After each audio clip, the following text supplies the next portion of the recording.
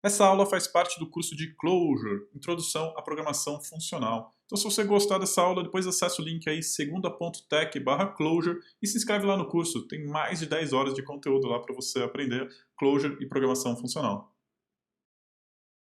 Funções puras, esse vai ser o tema da aula de hoje. Na aula anterior a gente falou sobre imutabilidade, eu falei que era um dos pilares ali do paradigma funcional, e hoje a gente vai falar sobre um outro pilar, que é a questão de funções puras. Essa questão é muito importante dentro do paradigma funcional e dentro do universo do Clojure. Então a gente vai discutir um pouquinho aí sobre o que é isso, e por que é importante saber se uma função é pura ou impura. Para que uma função seja considerada pura, ela tem que obedecer alguns critérios aqui. Bom, primeira coisa que assim, para uma mesma entrada, a saída dessa função tem que ser sempre igual. Independente do momento que ela seja executada, não importa se eu estou executando essa função 2 da manhã numa segunda-feira ou 5 da tarde numa sexta-feira, para uma mesma entrada, o resultado dela tem que ser exatamente o mesmo. O retorno dessa função tem que ser exatamente o mesmo. Ela também tem que ser independente da quantidade de vezes que é executada. Não importa se eu execute uma, duas, 5, 20 milhões de vezes a função, para uma mesma entrada, o resultado, né, o retorno dela tem que ser exatamente o mesmo. Outra questão é que o universo, o mundo, nosso planeta, ele tem que continuar igual após a execução dessa função. Bom, essa é uma definição um pouco formal e eu acho que é mais fácil da gente entender através de exemplos. Então, eu vou dar um exemplo bem simples aqui. Estou definindo uma função soma, ela recebe dois parâmetros ali, x e y, e a única coisa que ela faz é retornar o valor da soma desses dois parâmetros que eu passei aí para a função. Será que essa função é pura? Vamos dar uma analisada aqui, né? Se eu passar o valor 2 para x e 2 para y, o retorno dessa função vai ser, obviamente, 4. E vai ser 4, independente do momento que eu execute essa função, não importa o dia, a hora que eu execute, vai ser sempre o mesmo valor 4, dada a mesma entrada 2 e 2, vai ser independente da quantidade de vezes que eu executar, 2 mais 2 vai ser sempre 4, e o mundo vai continuar exatamente o mesmo. Eu calculei aqui que 2 mais 2 é 4 e a minha vida não mudou em nada, a sua vida não mudou em nada e o universo continua exatamente o mesmo. Então, sim, essa função que eu defini aqui, essa função soma, é considerada uma função pura. Mas existem outras formas da gente entender essa questão que eu acho que vai ser um pouquinho mais fácil da gente conversar aqui. Mas para definir se uma função é pura ou impura, a gente precisa antes discutir o que é um efeito colateral. Uma função, para ser considerada pura, ela não pode causar nenhum tipo de efeito colateral. O que seria isso? Bom, imagina que a gente tem uma função e a gente tem o estado inteiro do universo, de tudo, de todos os planetas, de tudo, de todos os átomos, todas as moléculas, a gente consiga tirar uma foto de tudo isso e ter ali uma representação desse estado antes da execução da nossa função. E a gente faz a mesma coisa para a saída dela. Então, a gente tem esses dois momentos aí e a gente tem uma fotografia do universo como um todo. Se eu executar uma função e o estado que estava na entrada e o estado que estava na saída forem iguais, quer dizer que essa função não tem efeito colateral. Para entender isso é mais fácil dar alguns exemplos aqui, então vou começar com um exemplo bem escrachado. Imagina que a gente tem uma função chamada lançar a bomba atômica. E quando essa função é executada, é lançada uma bomba atômica em algum lugar do mundo aí, e no meio de uma cidade, milhares de pessoas vão morrer. Será que essa função ela tem um efeito colateral? Ela tem o estado inicial que a gente tinha do universo antes da sua execução e o estado depois da sua execução, obviamente não é igual, né? O nosso universo vai ser impactado de alguma forma. Então sim, essa função ela vai ser considerada uma função que tem um efeito colateral. Mas vamos ver uma outra função aqui, chamada, por exemplo, imprimir olá mundo. Então tem uma função que a única coisa que ela faz é o nosso famoso println lá que você lembra, né? Foi a primeira coisa que a gente aprendeu nesse curso, foi a utilizar a função println para imprimir alguma coisa ali no nosso console. Será que essa função, imprimir olá mundo, a primeira função que a gente fez, ela tem um efeito colateral? Será que o universo foi alterado de alguma forma depois da execução dessa função? sim, o nosso universo foi alterado. Foi alterado de uma forma que parece quase insignificante, mas o nosso terminal ali, ele foi alterado. Imprimiu uma string. Então, o universo não é mais o mesmo, né? Ele é um pouquinho diferente. A gente tem uma string impressa em algum lugar, né, na nossa tela ali. Então, sim, por incrível que pareça, essa função, imprimir olá mundo, é uma função que tem efeitos colaterais. Imprimir alguma coisa na tela é considerado um efeito colateral. Vamos ver um outro exemplo aqui, calcular idade média. Então vamos supor que eu tenho como entrada um vetor que tem a idade dos alunos de uma instituição de ensino. Será que quando eu calcular, se eu tiver uma função que recebe esse vetor de dados ali e calcula a média, será que essa função ela tem algum efeito colateral? Bom, como resultado eu vou ter um valor e só. Esse valor não vai impactar em nada o estado do nosso universo. Então, essa função, calcular idade média, é considerada assim uma função sem efeito colateral. Vamos ver outro exemplo aqui, calcular valor total de investimentos. Então vamos supor que eu tenho uma função e ela tem os meus investimentos ali e faz um cálculo para somar o total de quanto eu tenho investido na minha conta. Só calcular o valor total dos investimentos não vai me deixar mais rico nem mais pobre. Só vou ter uma informação ali. Essa informação pode ser muito útil para mim, para eu tomar uma decisão, mas enquanto eu não tomar uma decisão, o universo vai ser exatamente o mesmo. Então, essa também é uma função que a gente considera que não tem efeitos colaterais. Uma outra função aqui que eu queria apresentar é efetuar transferência. Vamos supor que a gente tem uma função, ela recebe como parâmetro os seus dados bancários, os meus dados bancários, um valor, e como resultado final da execução dessa função, eu espero que a sua conta tenha esse valor debitado e a minha conta tenha esse valor creditado. Está transferindo esse valor para mim. Será que isso vai ter algum efeito colateral no universo? Sim, né? Você vai ficar um pouquinho mais pobre e eu vou ficar um pouquinho mais rico. Então, sim, essa função ela vai ter um efeito colateral. O universo não vai ser mais o mesmo. E como último exemplo, eu queria essa função que chama enviar mensagem celular.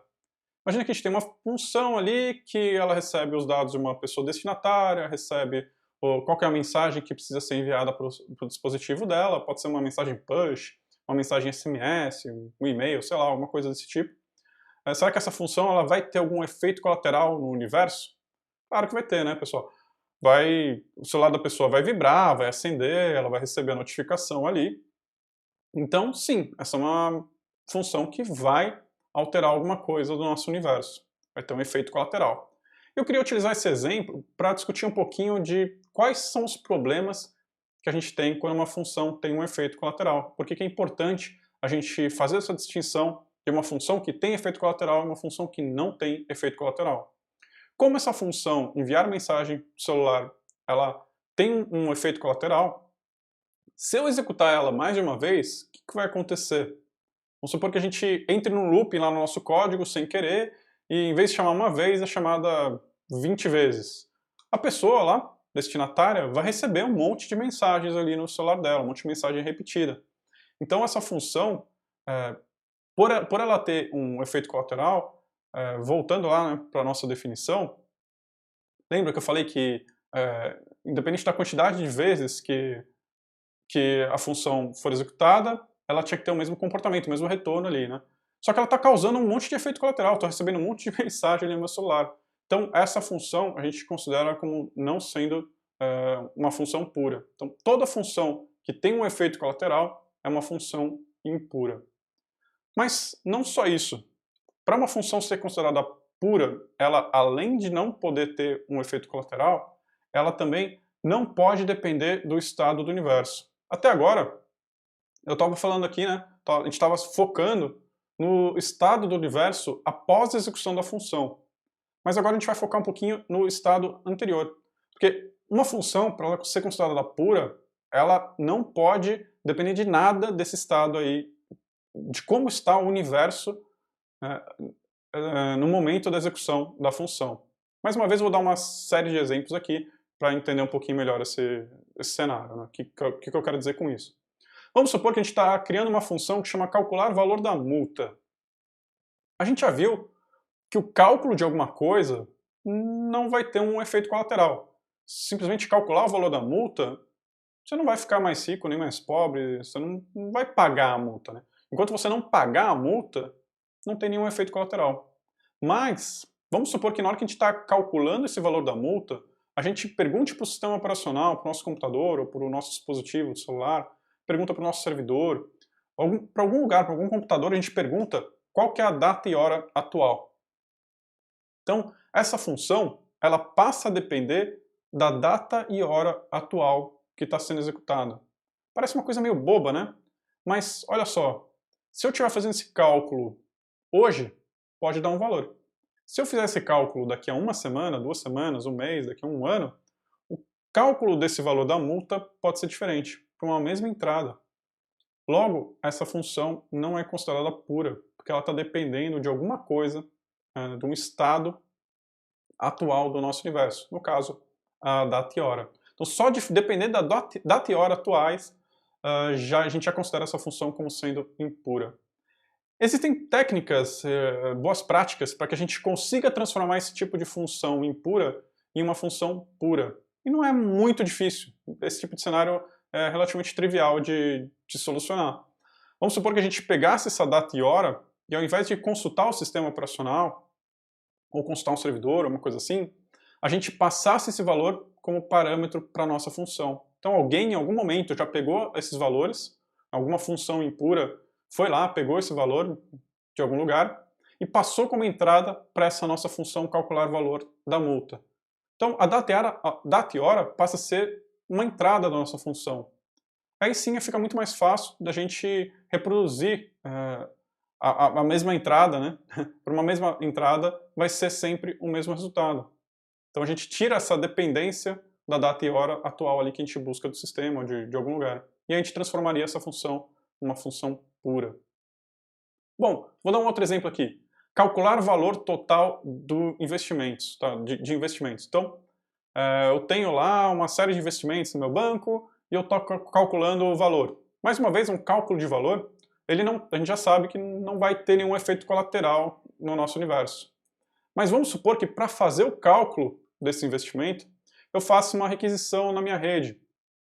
Pode ser, por exemplo, vou buscar no banco de dados essas informações, então eu tenho as informações do CPF da pessoa, no número da conta, e aí no meu sistema bancário aqui eu vou lá no meu banco de dados e busco essas informações, busco a lista de todos os investimentos dela, ou então faço uma requisição, né, na internet, ou faço uma requisição REST, uma requisição SOAP, vou buscar essas informações de outros sistemas. Nesse tipo de cenário, eu vou estar dependendo do estado atual do universo. Então, mais uma vez, o cálculo do valor dos investimentos hoje pode ser diferente do de amanhã, daqui a uma semana, daqui a um ano. Muito provavelmente vai ser diferente. Então, eu vou estar dependendo, mais uma vez, de um estado do universo. Então, essa é uma função não pura, mais uma vez. E, mais uma vez, é relativamente fácil transformar essa pequena função, calcular o valor total de investimentos, em uma função pura. Bastaria aplicar a mesma técnica que eu falei anteriormente. Mas em vez da data e hora, agora são essa lista, esse vetor, essa estrutura de dados aí, com os meus investimentos, eu poderia usar isso como uma entrada da minha função. Aí sim eu estaria transformando essa função em uma função pura. Mas a partir do momento que eu vou buscar no banco de dados, que eu vou buscar em algum lugar, essa função passa a ser impura. Bom, eu queria também voltar para aquele tweet que eu apresentei na aula passada, do Michael Feathers, lembra? E no tweet ele fala das tais partes móveis, né, que ele fala que na programação funcional a gente tenta minimizar as partes móveis. Eu falei bastante ali sobre imutabilidade na aula passada, mas essas partes móveis eu também interpreto como sendo essas funções impuras. Então, quanto mais funções puras a gente tem no nosso sistema, menos partes móveis existem. Então, quando a gente está programando em Clojure, em outras linguagens aí do paradigma funcional acontece coisas similares, mas a gente tem que, o tempo inteiro, tentar maximizar a quantidade de funções puras que a gente está escrevendo e minimizar a quantidade de funções impuras. Não só minimizar, como isolar elas num cantinho bonitinho ali e tratar elas com muito carinho, porque normalmente é nessas funções que aparecem os problemas, tá? Bom, quais são as funções, quais são as vantagens das funções puras? Você já deve ter visto, né? Já deve estar percebendo um pouco algumas dessas vantagens, mas eu queria listar aqui. E a primeira que eu queria destacar é que essas funções puras, elas podem ser executadas paralelamente ou de forma concorrente, sem problema nenhum. Então, lembra, a gente já conversou, né, um pouco sobre isso na aula passada, de imutabilidade, mas quando a gente junta a imutabilidade com as funções puras, trabalhar de forma concorrente passa a ser muito, mas muito mais seguro. Porque não importa quantas vezes eu execute a função, e as minhas estruturas de dados, se elas forem imutáveis, no caso do Clojure, elas são imutáveis, e se as minhas funções são puras, olha só que cenário lindo para a gente trabalhar de forma paralela e de forma concorrente. Né? A quantidade de problemas que a gente passa a ter é bastante minimizada. Outra coisa é que quando a gente está implementando uma função pura, é muito fácil de implementar. Porque elas basicamente não dão problemas. Então, são funções muito mais simples. Você tem uma entrada, você faz, né, você tem algumas estruturas ali como entradas, você faz algumas transformações nessas estruturas e tem um retorno. São funções muito, muito, muito simples. A gente não vai fazer chamada a banco de dados, chamadas a outros sistemas e tudo mais. É só umas transformações de estruturas de dados, normalmente. Então, são funções muito simples. A consequência disso é que elas também são muito fáceis de tratar falhas. A gente não vai ter uma exceção porque a conexão com a rede deu timeout, nosso banco de dados está fora do ar, ou o web service retornou um valor aqui que eu não sei tratar, um formato meio estranho aqui. Esse tipo de coisa não acontece nas nossas funções puras. Porque elas não podem depender do estado do nosso universo e elas não podem fazer nenhuma alteração no universo. Então, a probabilidade delas causarem alguma falha é perto de zero. Outra questão, outro efeito que a gente tem aí como consequência disso, é que é muito fácil de testar uma função pura. A gente basicamente dá uma entrada para ela, testar de forma automatizada, claro. A gente vai ver bastante isso ao longo do curso. Mas, dada uma entrada, a gente simplesmente tem que fazer um assert ali, tem que verificar, fazer uma validação se o retorno que ela está dando para a gente é o mesmo que a gente estaria esperando. A gente não tem que... Não vai depender do banco, mais uma vez, não vai depender do banco de dados, não vai depender de outros sistemas. Então fazer testes automatizados das funções é muito trivial. Mas se as funções puras são tão boas, assim, são tão legais, por que a gente não faz sistemas só com funções puras? Será que isso seria viável? Bom, as funções puras, por si só, se a gente tiver um sistema que só tem função pura, a gente vai basicamente estar criando um sistema inútil. Porque, como eu falei, eu estou fazendo cálculo de valores ali, estou calculando um monte de coisa. Mas se eu não alterar nada no meu banco de dados, se eu não fizer nenhuma requisição a nenhum servidor, não exibir nenhuma uma simples string na tela, a gente já viu que uma função que aciona o print ln é uma função impura. Então, como é que eu vou desenvolver um sistema inteiro, né, utilizando só essas funções puras? Os sistemas, eles foram feitos para realizar efeitos colaterais. Esse é o objetivo principal, assim, de um sistema. Imagina que a gente está desenvolvendo um jogo, mas o jogo ele não emite nenhum som, porque emitir um som é um efeito colateral. Imagina que o jogo não vai imprimir nada na tela. Não vai ser um jogo muito legal, né? Imagina que a gente tem um sistema bancário, mas a gente não pode fazer transferência, a gente não pode fazer saque. Tudo isso são efeitos colaterais. Ainda assim, existem algumas linguagens que levam isso ao extremo, que basicamente todas as nossas funções que a gente está desenvolvendo são puras. Então, isso até é possível. Existem algumas linguagens que conseguiram fazer isso. Não é muito fácil atingir isso, mas algumas linguagens vão exatamente para esse caminho. Então, linguagens como, por exemplo, Haskell, você vai estar ali desenvolvendo basicamente escrevendo funções puras. A gente tem o Elm. Elm é uma linguagem de programação, uma linguagem que eu adoro, inclusive, para desenvolver web apps, né, para desenvolver sites, aplicações ali que vão rodar dentro do seu navegador. Em Elm, 100% das funções que você vai escrever são puras.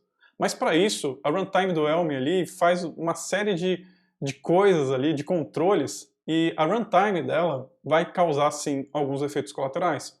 Mas as minhas funções que eu estou escrevendo ali, não. Então, os efeitos colaterais assim, são extremamente bem controlados nesse tipo de linguagem.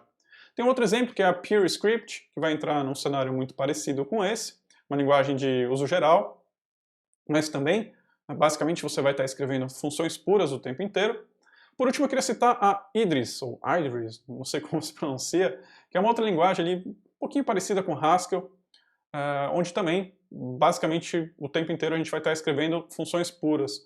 Essas linguagens funcionais são consideradas linguagens funcionais puras. Então elas vão realmente, assim, elevar esse conceito de funções puras ao extremo. Mas e Clojure, que é o tema aqui desse curso? Clojure não é uma linguagem funcional pura. Então, sim, a gente, inclusive, né, a primeira função que a gente escreveu aqui em Clojure, nesse curso, era uma função impura. Então a gente vai sim escrever funções impuras em Clojure.